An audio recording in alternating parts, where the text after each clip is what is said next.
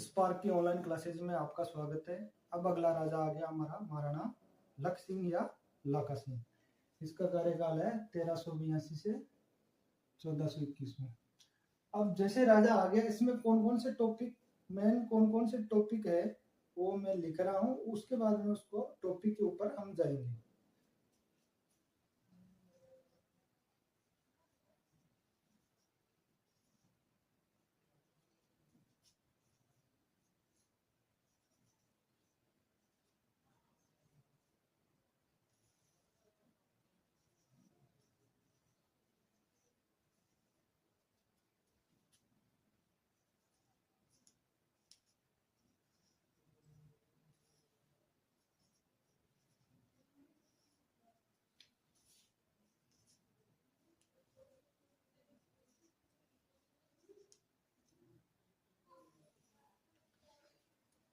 महाराणा लाखा सिंह में इसमें अपने पास 4 टॉपिक है। एक तो जावर, एक पिछोला झील, एक कुंभाहाड़ा, एक हंसाबाई।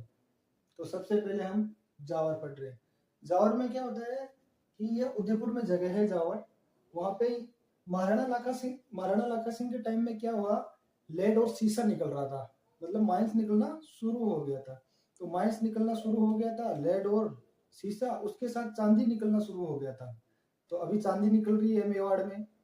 तो अभी क्या मेवाड़ वंश और भी मजबूत होता जा रहा है, आर्थिक स्थिति और भी मजबूत होती जा रही है।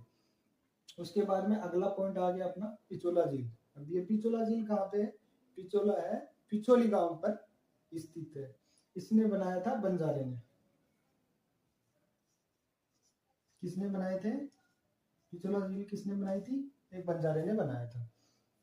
इसके अब बंजारा कौन होता है? बंजारा जो घूम घूम के व्यापार करता है, व्यापारी होता है जो घूम घूम के अपनी वस्तुएं बेचता है। दूसरे शब्दों में हम समझे, जैसे रिलायंस मॉल होता है, वो पूरा रिलायंस मॉल साथ लेके चलते थे। तो ये व्यापारी था, तो पैसे वाला था। तो पहले वाले क्या होते थे पैसे वाले, कि हम पैसे तो कमा ही रहे हैं, तो हम धर्म और पुण्य का काम कर लेते हैं।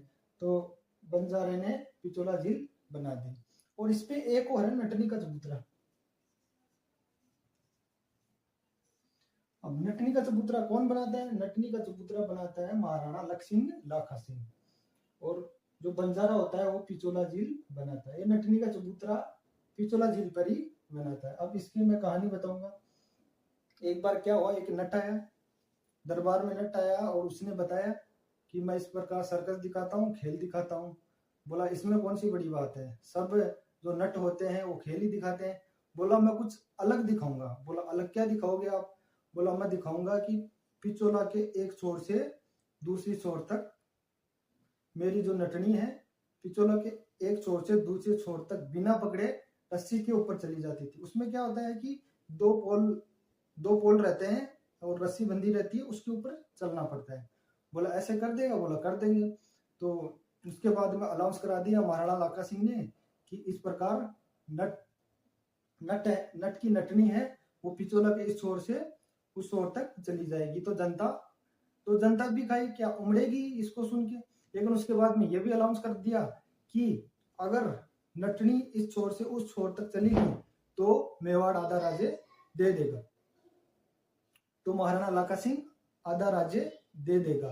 तो जनता और भी उत्साहित हुई। जनता और भी उत्साहित हुई और वहां पे देखने के लिए बहुत सारी उमड़ी।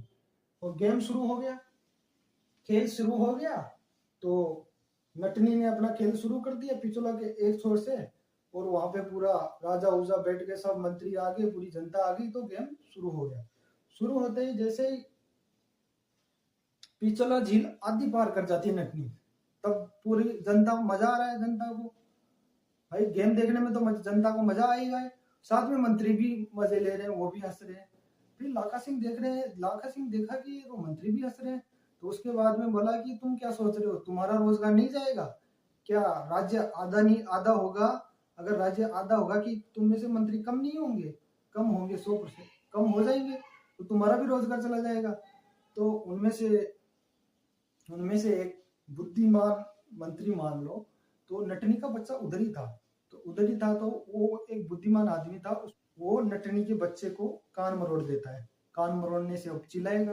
अब हमारे जो महिलाएं होती हैं उनका सिक्स सेंस आपको पता ही है, अगर इधर झाड़ू और पोछा कर रही है, उधर किचन में अगर दूध थोड़ा भी ऊपर आ गया तो उनको पता चल जाता है कि दूध ऊपर आ रहा है। तो इस प्रकार इनका सेंस है। तो इस प्रकार नटनी भी महिला है, उसका भी सेंस इसी प्रकार है।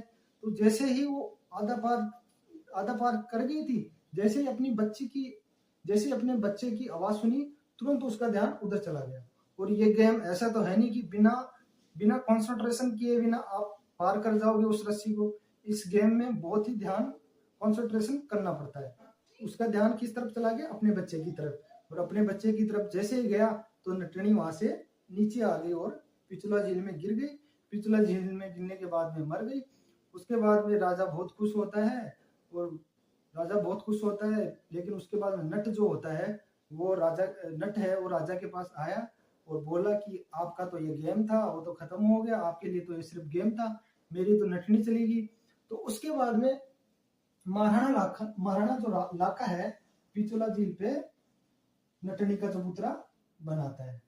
अब अगला हमारा पॉइंट आ गया कुंभहाड़ा। इसमें क्या महाराणा लाखा में कहानियां हैं। कुंभहाड़ा आ गया। कुंभहाड़ा के बारे में बताया जाता है कि जब महाराणा लक्ष्मण लाका सिंह बूंदी से शादी करके लाता है, वहां पे बूंदी में कौन थे? हाड़ा। तो हाड़ा की राजकुमारी लाता है, शादी करके ले चित्तौड़ में आ गए। उसके बाद में बैठे आराम से राजा और रानी। तो इस प्रकार बातचीत कर रहा है राजा की, हाँ रानी ठीक ठाक हो? बोला ठीक ठाक है। बोला आपको चित्तौड़ कैसा लगा? बोला अच्छा है। बोला अच्छा है या बढ़िया है? अच्छा है या बहुत अच्छा है? बोला अच्छा है। बोला फिर रानी बोली कि हमारा बूंदी भी बहुत अच्छा है। बोला बूंदी भी अच्छा है। बोला चित्तौड़ से अच्छा है बूंदी या बूंदी से अच्छा चित्तौड़ है? तो बोला सच बताऊं? बोला हाँ सच बताओ। बोला बूंदी अच्छा है। बोला तो उसने बोला कि बूंदी अच्छा है। लाका सिंह खाना खा रहा था और गुस्सा हो जाता है और जो खाना निवाला उठाया था उसको वापस रख देता है और बोलता है कि मैं बूंदी पे अटैक करूं। सेनापतियों को सबको बुलाया, बोला बूंदी पे अटैक करेंगे। तो वो बोल रहे क्या हो गया? सेनापति बोल रहे हैं कि राजा को कि क्या हो गया? बोला मैंने कसम खाई है जब तक बूंदी का किला मैं ध्वस्त नहीं करूंगा तब तक मैं खाना नहीं खाऊंगा। तो वो राजा बताता है कि इस प्रकार जो मेरी रानी है वो बोलती है कि चित्तौड़ से अच्छा बूंदी है। तो वो सेनापति भाग के जाते हैं, रानी के पास जाते हैं कि उसको क्या बोल दिया तूने? आपने उनको क्या बोल दिया ऐसा कि बूंदी पे अटैक करने जा रहे हैं? फिर रानी आती है, उनको समझाती है कि मैं तो मजाक में बोल रही थी। मैं बोला आपको 3 बार, राजा ने बोला कि मैं 3 बार आपको बोला था, तो आपने बोला रियल में बूंदी का किला ही बहुत अच्छा है। फिर राजा बोलता है कि गढ़ तो चित्तौड़गढ़ ही रहेगा, बाकी इससे बढ़िया कोई गढ़ नहीं रहेगा, कोई चित्तौड़गढ़ नहीं रहेगा। महाराणा लाका सिंह बोलता है कि सबसे अच्छा है तो चित्तौड़गढ़ ही है, बाकी दूसरा किला नहीं रहेगा। मैं उसके ऊपर बूंदी के ऊपर अटैक करूंगा ही करूंगा, उसके बाद ही खाना खाऊंगा। उसके बाद में उन्हीं जो दरबारी होते हैं उनमें से एक बुद्धिमान दरबारी मान लो या बुद्धिमान मंत्री मान लो, वो बोलता है कि हम जो महल है उसके बाहर, चित्तौड़गढ़ के बाहर एक नकली बूंदी बना दिए हैं, एक छोटा सा कमरा नकली बूंदी बना दिया है, आप उस पर अटैक करो, उसको ध्वस्त करो और खाना खा लेना। तो महाराणा लाखा सिंह पूरा अनाउंस करवाता है कि इस प्रकार महाराणा लाखा सिंह अपनी बहादुर सेना के साथ में जा रहा है, बूंदी पे अटैक करने जा रहा है, पूरी तलवार भाला सब लेके इस प्रकार जा रहा है। वहां पहुंच गया। पहुंचने के बाद में बूंदी के किले पे जैसे ही उनको बताया कि आप बूंदी के किले पे एक तीर चलाओ, वो ध्वस्त हो जाएगा। जैसे तीर कमान में डाला था तब तक उधर से जो नकली बूंदी का जो एक कमरा बना हुआ था उधर से एक तीर आती है। तो महाराणा लाका सिंह बोलता है कि देखो रे कौन है, उधर से उसको लेके आओ। फिर वो उसको लेके आता है। वहां पे था कुंभहाड़ा जो बूंदी का राजकुमार था। अक्सर राजस्थान में आजकल ही होता है कि किसी की सिस्टर की शादी होगी तो उसका भाई उसके साथ आता है या उसकी सिस्टर साथ आती है। तो कुंभहाड़ा भी इधर आया हुआ था। तो राजा बोला उधर देखो उधर कौन है। तो उधर जाके देखा तो कुंभहाड़ा है, तो उसको बुला के लाए। तो कुंभहाड़ा महाराणा लाखा को बोलता है कि मैंने सुना कि आप नकली बूंदी को गिरा के अपनी कसम तोड़ोगे और खाना खाओगे, इस प्रकार की कोई कसम खाई है? बोला हाँ। बोला ऐसा नहीं हो सकता, जब तक एक एक हाड़ा जिंदा है, बूंदी बूंदी को अपने आंखों के सामने गिरता हुआ नहीं देख सकता, चाहे असली बूंदी हो चाहे नकली बूंदी हो। बाद में उसको समझाया जाता है, 14-15 साल का बच्चा, उसको पार्ले-जी भी दिया जाता है, उसकी सिस्टर भी समझा, उसका वो रानी भी समझाती है, उसको पार्ले-जी भी दिया जाता है, लेकिन वो समझता नहीं है। लास्ट में महाराणा लाखा कुंभाहाड़ा को महाराणा लाखा को कुंभाहाड़ा को मारना ही पड़ता है, मार के अपनी कसम तोड़ता है। और राजस्थान में इसके बारे में बोला जाता है कि नकली गढ़ दीद्यो नहीं बिन गोर घमसान, नकली गढ़ दीद्यो नहीं बिन गोर घमसान है, सिर टूटे बिन किन फिरे असली गढ़ पे आन। इसका मतलब ये है कि नकली गढ़ तो बिना घोर घमसान आपको दिया नहीं, बिना युद्ध के आपको दिया नहीं, तो असली गढ़ पर अगर आपको अटैक करना है, असली गढ़ को ध्वस्त करना है, असली गढ़ लेना है, तो आपको काफी सारे सरे कटाने पड़ेंगे। उसके बाद में अगला आ गया हंसाबाई।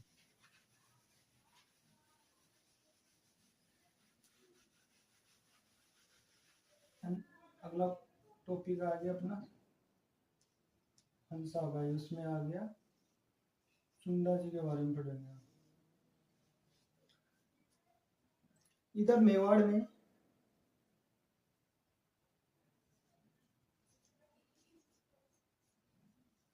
भूल वंश के बाद में राजा कौन था? भूल वंश के बाद में बप्पा रावल आ गया, अलट आ गया, जेतर सिंह आ गया, उसके बाद में आ गया हमीर सिंह आ गया, तो उसके बाद में लाखा सिंह आ गया। तो इधर कौन था राजा? लाखा सिंह।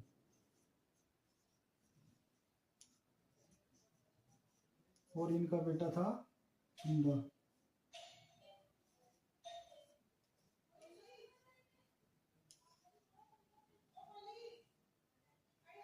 और इधर जो राठौड़ वंश चल रहा था,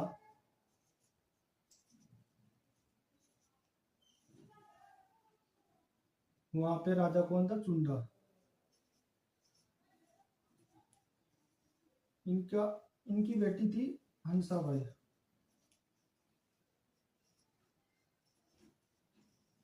और बेटा था रणमल।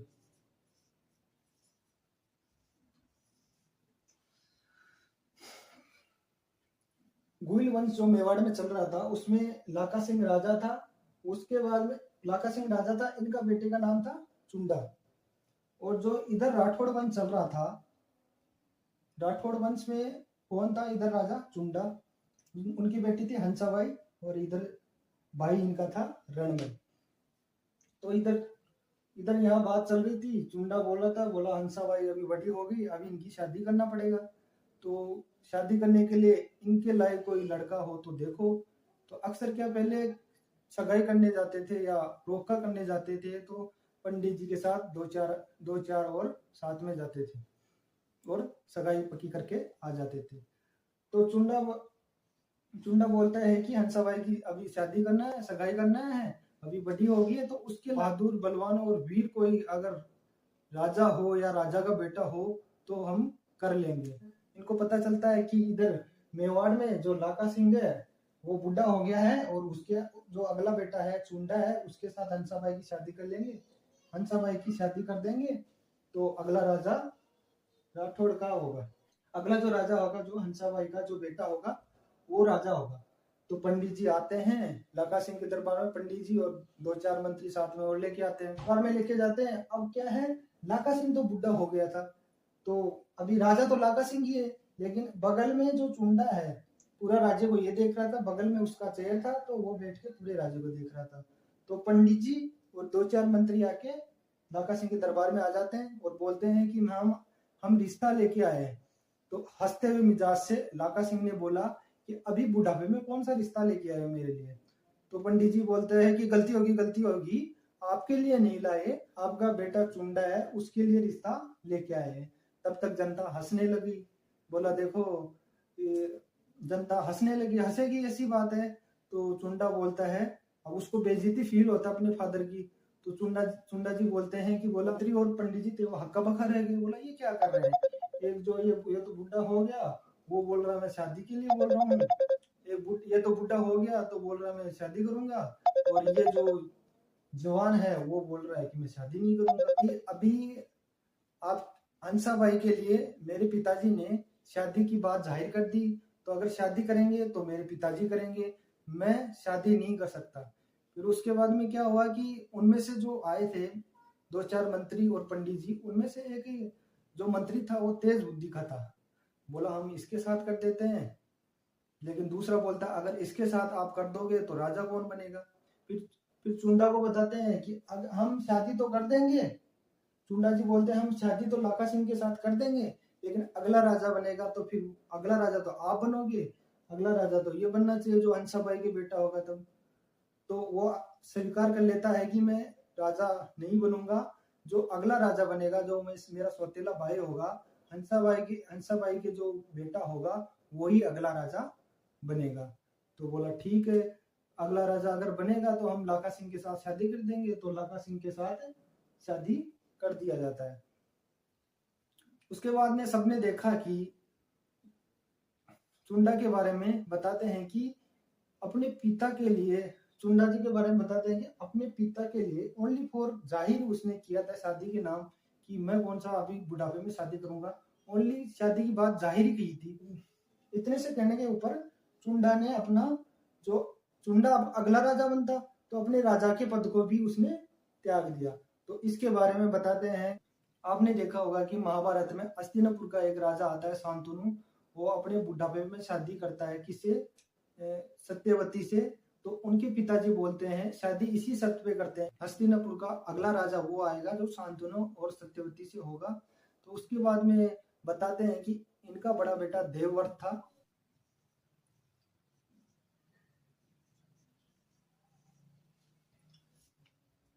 शांतनु कौन है, शांतनु का बड़ा बेटा कौन है, देवव्रत। तो देवव्रत बोलता है कि बोला मैं अगला राजा नहीं बनूंगा, जो इनका जो बच्चा होगा वही राजा बनेगा। फिर उसके बाद में वो अनाउंस कराता है देवव्रत कि मैं राजा भी नहीं बनूंगा और मैं शादी भी नहीं करूंगा। पिताजी के लिए उन्होंने राजा के पद को भी त्याग दिया और शादी भी नहीं करूंगा, इस प्रकार अनाउंस करा दिया। और उसके बाद में इनको जो बोला गया, देवव्रत को बोला गया जो ये है भीष्म पितामह, इनको क्या बोला गया देवव्रत को कि ये भीष्म पितामह, कि अपने फादर के, अपने पिताजी के लिए इतना बड़ा योगदान, कि अपने पिताजी के लिए इतना बड़ा त्याग इन्होंने किया है, इसलिए इनको भीष्म पितामह बोला गया। दूसरा, इस प्रकार जो चुंडा है, चुंडा है, इसको भी बोला गया कि यह मेवाड़ का भीष्म पितामह। तो इस प्रकार इसका तुलना करके चुंडा जी को मेवाड़ का क्या बोला गया, भीष्म पितामह। उसके बाद क्या हो गया कि उसके बाद क्या हुआ कि अभी चुंडा जी ने अपना जो राजा का पद त्याग दिया, तो वहां के जो लोग थे, दरबारी थे, उन्होंने बोला कि ये चुंडा जी है, इन्होंने राजा का पद त्याग दिया, तो इन्होंने बहुत बड़ा बलिदान और त्याग दिया है, तो इनको भी कुछ मिलना चाहिए। तो उसके बाद में इनको दिया जाता है, जो चुंडाओं को दिया जाता है। जैसे इस प्रकार ये मेवाड़ है, इसमें छोटे छोटे गांव हैं जिनको हम ठिकाना बोल सकते हैं। तो बोला ठीक है, जो राजा बनेगा तो लाखा सिंह और हंसाबाई के जो बच्चा होगा वो बनेगा। लेकिन चुंडा जी ने इतना बड़ा सेक्रीफाइस किया है, इतना बड़ा त्याग दिया है, इतना बड़ा त्याग किया है कि राजा के पद को ही त्याग दिया, तो इनको भी भाई कुछ मिलना चाहिए। तो इनको फिर दिया जाता है, मेवाड़ के कुल 16 मुख्य ठिकाने हैं। कितने ठिकाने हैं, 16 मुख्य ठिकाने हैं मेवाड़ के। तो जो चुंडा थे इनको दिया गया सलूम्बर का ठिकाना, जो उदयपुर में है, जो सबसे बड़ा ठिकाना था। मेवाड़ का सबसे बड़ा ठिकाना कौन था, सलूम्बर। जो चुंडा थे उनको सलूम्बर का ठिकाना दिया गया। इनको टोटल 4 ठिकाने दिए गए, जो 16 मुख्य ठिकानों में से इनको 4 ठिकाने दिए गए, आमेट, बेगू, सलुम्बर हो गया, आमेट हो गया, बेगू हो गया और देवगढ़ हो गया।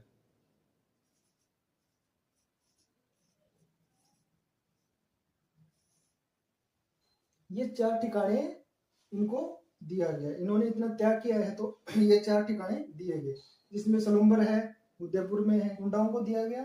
दूसरा देवगढ़ है, आमेट हो गया, बेगू हो गया। बेगू हो गया चित्तौड़गढ़ में, आमेट हो गया राजसमंद में और देवगढ़ हो गया राजसमंद में। तो उसके बाद में क्या हुआ, इनको और भी स्पेशल अधिकार दिए गए इनको।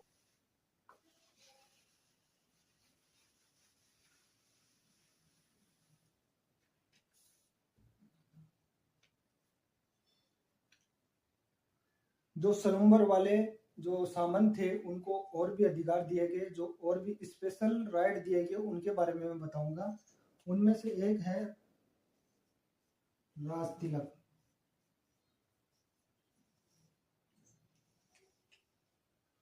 अब खानी में आपने देखा होगा कि राजा कौन डिसाइड करेगा। राजा कौन डिसाइड कर रहा था, चुंडा। जो चुंडा था, लाका सिंह का बेटा चुंडा था, वो राजा डिसाइड कर रहा था। अब सलुम्बर में इसी के वंशज चल रहे हैं, तो चुंडा के जो वंशज आगे जो आ रहे हैं, जो चुंडा के अगले वंश जो सलुम्बर में आ रहे हैं, उसमें आगे जो वंश में आ रहे हैं उन्हीं की जिम्मेदारी, जो चुंडा है, सलुम्बर वाले सामंत है, उन्हीं की जिम्मेदारी रहेगी। राज तिलक सेरेमनी कौन करेगा, चुंडा करेगा। मेवाड़ में अगला राजा कौन होगा, ये डिसाइड कौन करेगा, कौन बनाएगा, जो सलुम्बर वाले सामंत है वो डिसाइड करेंगे। दूसरा इसको स्पेशल राइट दिया गया कि मेवाड़ में अगर राजा के बाद किसी का सिग्नेचर होगा तो किसका होगा, वो सलुम्बर वाले सामंत का होगा। तीसरा इनको अधिकार दिया गया कि अगर राजा राजधानी से बाहर चला गया, किसी राज्य में आमंत्रित किया गया है, या युद्ध के दौरान चला गया, या कहीं रिलेशन में चला गया, तो वहां जो राजधानी को संभालेगा तो वो जो सलुम्बर वाले सामंत है वो ही संभालेंगे। तीसरा हो गया, जो भी मेवाड़ की सेना होगी, उस जो फ्रंट सेना की फ्रंट बटालियन होगी, वो किनकी रहेगी, ये सलुम्बर वाले सामंत की रहेगी, जिनको बोला गया हरावल। जो अपने मेवाड़ की जो सेना रहेगी उसमें सबसे आगे जो फ्रंट बटालियन रहेगी वो सलुम्बर वाले सामंत की रहेगी, जिसको हम हरावल बोलते हैं। ठीक है, फ्रंट बटालियन को हरावल बोलते हैं, तो रियर बटालियन को क्या बोलते हैं, रियर बटालियन को बोलते हैं चंदावत।